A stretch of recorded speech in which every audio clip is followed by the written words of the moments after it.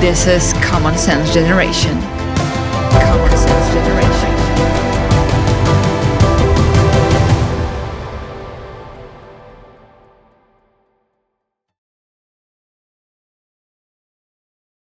Good day, all of you, the viewers of Common Sense Generation.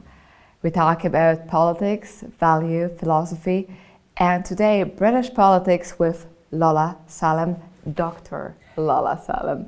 Thank you very much for showing up here. Hi, thank you so much for having me. You are French. Yes, that is in UK. Yes, exactly. Based in Oxford. You are based in Oxford, studied in Oxford. So first question, why did you actually decide for Britain, being a French person? That's a good question. I'm often asked why the UK was staying, especially in the UK after my PhD. Well, various reasons. I enjoyed the UK a great deal. Actually, I think it can be a difficult country, and it's a country that has its challenges, but it's a beautiful place with amazing people, a complex place with the history has always been fascinating to me. And going there, I had in my mind this idea of a free place, actually, something perhaps a bit more free than in France. I'm not sure if that's true. I think after many years, I think, well, what was on the tin was perhaps not what exists actually. But nevertheless, it's a country I learned to know, to love, and I have now attached, including personally, that are very strong, and that's one of the reasons I want to stay. The politics also are interesting, and I think it's a place of, well, again, as I was saying, lots of challenges, but it's also where opportunities can happen, I think. And despite the fact that Brexit has happened, the UK, I still think, can be an example for many other countries, especially in Europe, to show that another way is possible, politically speaking. Speaking about politics, it was just, we are just after the UK election. Mm-hmm. It is very much in favor of the Left Party. Yes. Is it a shock for you, or have you expected it? Very much expected it. There are many reasons for that. I think the Conservatives have been in power for about 14 years. It's not a continuous 14 years with just the Conservatives. It started for 5 years as a coalition with the Lib Dems. That was the first mandate of David Cameron as Prime Minister. And it continued with a variety of challenges. Brexit was one of them in 2016. Of course, there's been also COVID, the war in Ukraine, etc., etc. So it's not a sort of monolithic 14 years. Nevertheless, it's true that the Conservatives have been in power and they have not delivered on the things they promised. There are various topics where they haven't delivered. One of them is immigration, which is a theme that is present and highly debated throughout Europe. And in particular, although that's not the only issue, in particular people have voted more against the Conservatives than in favour of Labour. I think that's a very important point to keep in mind. Yes, it is a landslide, as the media in the UK say, in favour of Labour, and Keir Starmer being now Prime Minister. But it is a majority built on sand for many reasons. One of them is, as I just said, the fact that it's more against the Conservatives than in favour of Labour, first of all. It is also the fact that the vote ultimately has actually drifted right in many ways. We see the new party Reform, led by Nigel Farage, gathering quite a lot of voices, so quite a lot of votes for the party, and 4 MPs being elected out of first 0, so it's a massive growth. And on top of that, I would argue, the Labour Party is not however Keir Starmer wants to make other people believe that, it's not a unified party. It's a party that he has reformed in many ways for the better, hopefully, but it has still sort of ghosts and skeletons in the closet. Obviously, Jeremy Corbyn was this sort of very socialist communist figures even still a few years ago, and Keir Starmer, who first actually was supportive of Jeremy Corbyn, later decided that it was better for the party to move him a bit on the side, to reform it, etc. And I'm not quite convinced that's entirely true, that this reform has happened. And also it's a party that ultimately is built on quite a few different factions of the left. And so that's why I call it a majority built on sand, is that we will see in the next few months, perhaps I'm wrong, but we will see if indeed he's able to have his supermajority being governed as one. And it's not clear to me that's the case. What is their main claim? What they want to change, except the fact that they get off the Tories from the power, which is obviously the main thing. But definitely they are not against immigration, are they? It's complicated again. So I think again it's an election that is tricky because it's mostly against the Tories. So a large part of in my opinion, of the way that the Labour Party has led its election has been against the Tories. You know, it's very easy, and actually it's a good slogan. It's something that works very well. You've been 14 years in government. You've not done anything. You know, give us now the time and space to show that we can do differently. And effectively that's been used and overused, but I'm not quite certain, again, that there's been consistent, substantial proposals behind that. So the Labour Party has been very slow at producing a manifesto, for example, and there's been lots of discussions about, well, the manifesto doesn't seem to be fully budgeted and it's not quite clear if taxes are going to be raised or not. There's been many debates where people have tried to take out of Keir Starmer or Rachel Reeves, who is the person in charge now of the budget, the finance. Can you promise that taxes will not be raised on this and that? And it's not quite clear that they won't do that. Now, on immigration that you were mentioning, it's interesting because I think, I might be wrong, but I think Labour has sort of understood that it could not go on anymore. When you listen to Keir Starmer in many of the debates, at least the most recent, he's definitely conscious and clear about the fact that actually this is one of the things that the Tories have failed to manage and to do, and Labour Party can do better. One of the arguments that he uses in his personal life is that he's been, in the past, so he was a lawyer, he's been doing a variety of things at the judicial level, and he's been at some point a procurer, so someone who's dealt with some cases of people having to be sent back or something like that. And he says, I have this experience, I can deliver, I know what it takes. Fair enough. So we'll see if on this Labour will be pushing, but it is complicated because, you know, Rishi Sunak had a plan, perhaps a flawed plan, that's fair enough, but a plan to have this bill with Rwanda and deport basically people, some people, especially those who have, committed crimes, etc., to this country. Probably not the most perfect plan, but at least some idea of what can be done. Labour, Keir Starmer, has said the process has to be made simpler, easier, more functional, but without the specifics. So again, it's where I come back with, is there any very specific idea? I'm not always sure, probably on some aspect, but on this in particular, which I'm pretty certain Keir Starmer and many other people in the Labour Party know is an issue. Are we going to see anything being delivered? Again, I think time will tell on this. There is a lot of issues which we are in England, and of course there is the economical crisis, which we can see on many levels, and the ongoing problem, of course, of migration, which still is there, even despite the Brexit.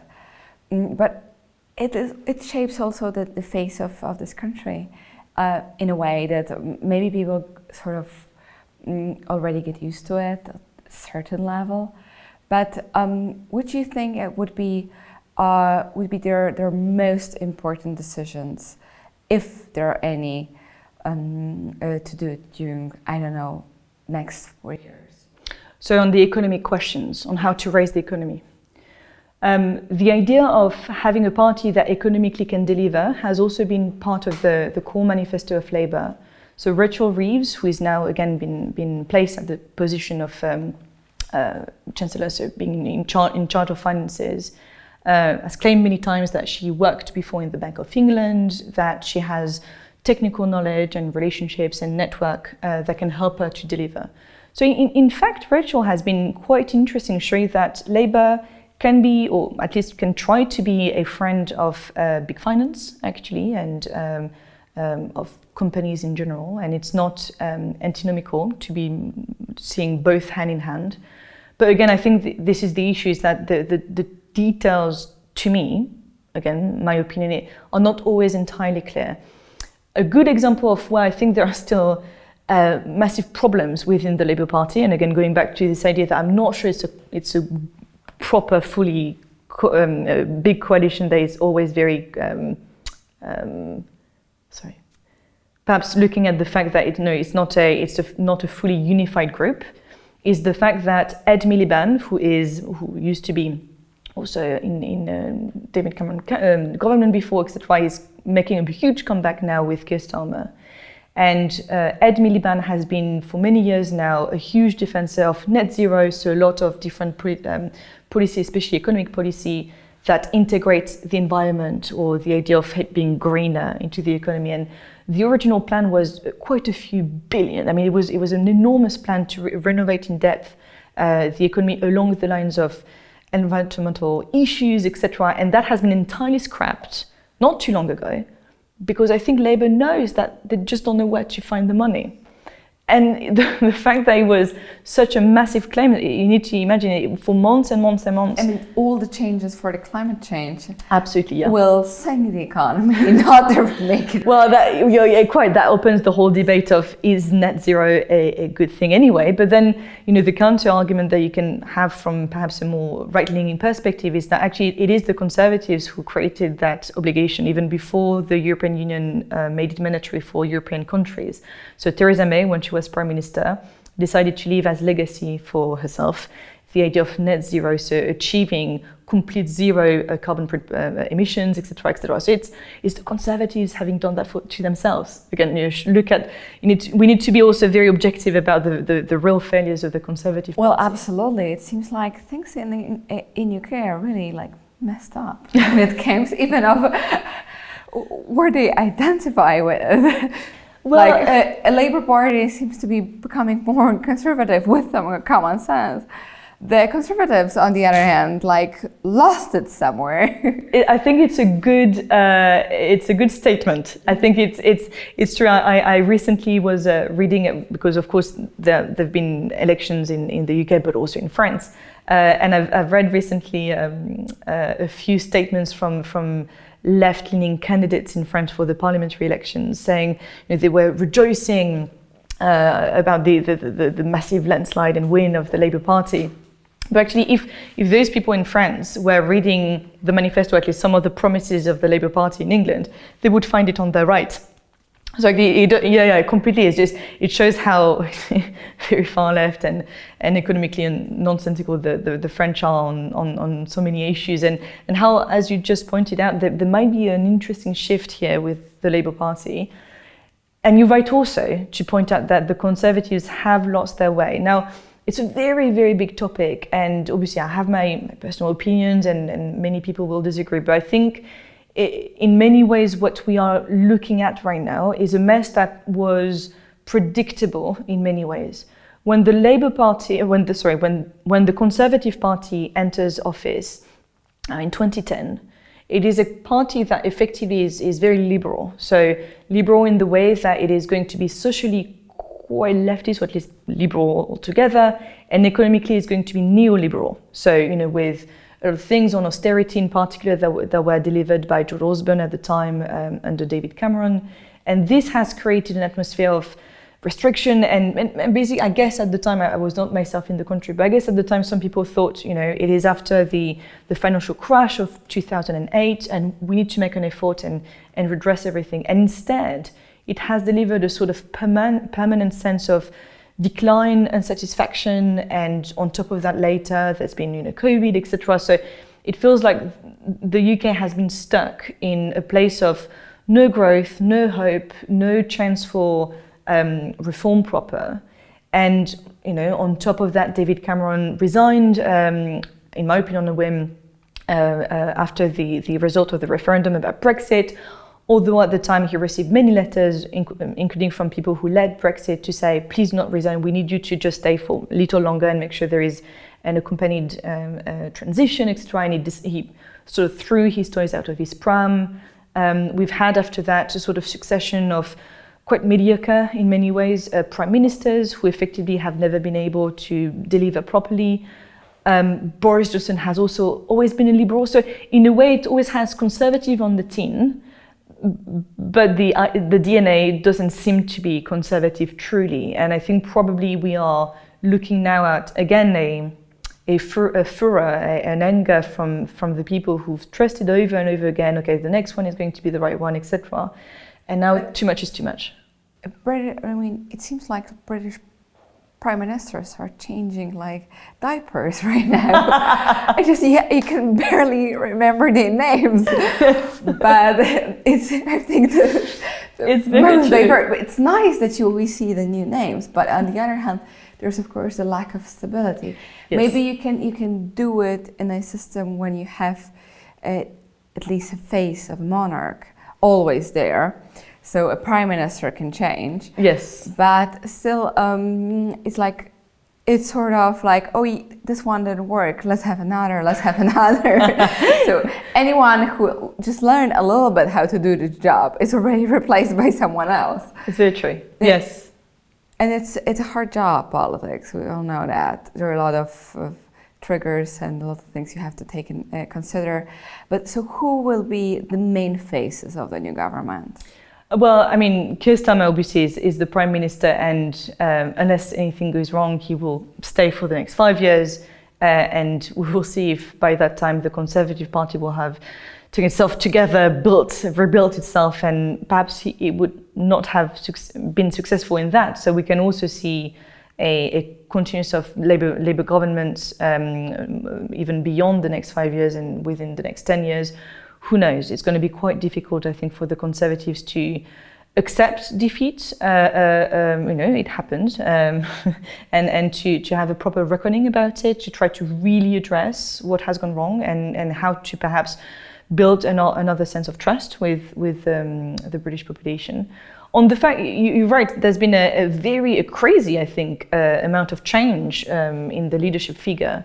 And this, I think we need to keep in mind that it is a very exceptional thing. It's very, very rare in the history of the UK that such a succession of leadership has occurred. So in many ways, it is completely exceptional for the worse, and probably again it just shows how lacking of direction, I would say, the party has been. So now the whole question is, what is that new sense of direction? Who is going to take part in that? There are amazing people, MPs, who unfortunately have not been re-elected. I think, for example, of Miriam Cates. But there are some others who have been re-elected and hopefully who will continue to be very active, participating in intellectual debates and also sort of against structural reform. Kimi Badenoch, for example, is one of them, but many others. Neil O'Brien, and it's in a way I find this challenge very, very thrilling. Actually, you were asking me earlier, was this predictable? Yes, it was. So no surprise here. And now it's actually time for renewal, and that is also very exciting. Yes, absolutely. Anything can happen, and but in a way that Labour shifted more into centre, which is very also interesting to observe. And we'll of course see if the British society is happy with it, or they want to, find another new face, which we, as the rest of the world, we just have to, memorize another name of a British Parliament. Good that at least the King is the same so far, but there was those rumors about his health, so staying in this. If I can just add on this, I mean, you're really correct to point out that it is, I think in part, and many people might laugh at this, I don't care, it is also because there is this ongoing presence of the King that ultimately, despite the very obvious chaos and sometimes even ridiculous amount of chaos, there's been a sense of continuity. And it's not just in the UK. I remember a few years ago when there was no government in Belgium, for example. The King was still there and was able to just still represent Belgium, even during a time that there was absolutely no government being formed. So it is a thing, especially, I'm French, and from a French perspective, this never makes sense. That, what do you mean, like a monarch? What's the point in it? Well, yes, it is ceremonial, but it doesn't mean that it's a bad word, actually. And we can see it in that specific moment, I think. Yeah, it's an anchor. We all see it somehow. Even the popularity of British monarchy, which is the most popular all over Europe, all over the world. So look at how many people watch The Crown, even if it's just sort of a series made up. But people all over Europe following it. If they are not their monarchs, but it's maybe there's a symbol of the past generations, of something which was also in other countries, and we want to see how it works. Mm-hmm. But it definitely gives you the sense of stability that is out there. And even the desperate changes in the politics, there's this stabilizing element. We all wanted to see, I think, picturized the Prime Minister in front of the Queen Elizabeth just as on a confession. I'm not sure how it looks like right now with the King. Well, there's been a very first picture of Keir Starmer meeting King Charles, and I think again it shows that this sort of non-partisanship of the King, being able to talk to anyone and having this sense of friendship, a very Christian sense of being able to talk to anyone, to engage with anyone as their equal is absolutely fabulous. You were mentioning The Crown, and that just perhaps just parenthesis about this. It's a fascinating example because of course The Crown is not, well, perhaps it is presented like this in advertisement or whatever, but it is obviously a partly fictional piece of creation, right? And some people think that it's good enough to look at it and you're gonna learn a great deal about British politics and history. In many ways, I think that's sort of true. That many sort of sub events that people not being in Britain or not being British have never encountered or thought about, etc. It's good for them to be reminded. But also, it is definitely a fiction, and so I think it's good that the UK is represented in many forms of popular creations and objects and being consumed all around the world. I think it speaks truly to its international presence and power and force of attraction. But I think especially in Europe, we need to be serious about each other. And yes, there's been Brexit. Yes, the UK is not anymore in the European Union, but I mean, physically, geographically, and historically, it's still very much there. And we need to engage with one another in a more serious way that takes into account in depth the specificity, the complexity, and all of the nuances of each other. Absolutely. And just the funny thing, coming back to The Crown, just one remark. It was extremely interesting, especially in the historical episodes when we had everyone, the early days of Queen Elizabeth II. And I was an absolutely keen viewer until the last season. And to be honest, the last episode I watched was the death of Diana, and I didn't pick the last 5 ones, because already you could see that they bended to the change of power. And you could see it in the show, and because it stopped being objective, at least somehow, and the viewer can very quickly recognize it. Then it stopped being interesting.